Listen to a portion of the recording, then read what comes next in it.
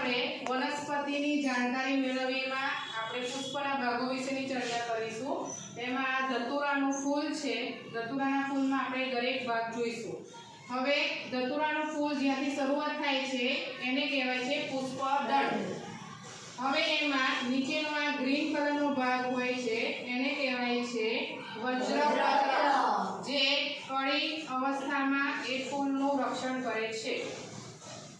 Colour વાળો જે ભાગ છે એને કહેવાય છે દલપત્ર। ધતુરાનું ફૂલ એ સફેદ રંગ જેવું હોય છે, એનું જે દલપત્ર છે તેમાં બે ભાગ મેઇન છે, પુંકેસર અને સ્ત્રીકેસર।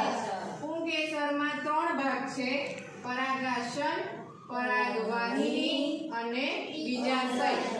બીજાશયમાં તમને આપણે ઊભો છેદ કટ કરશું તો એમાં આવા અંડકો જોવા મળશે। બીજો ભાગ છે પુંકેસર। પુંકેસરમાં બે ભાગ છે, પરાગાશય અને પરાગવાહિની।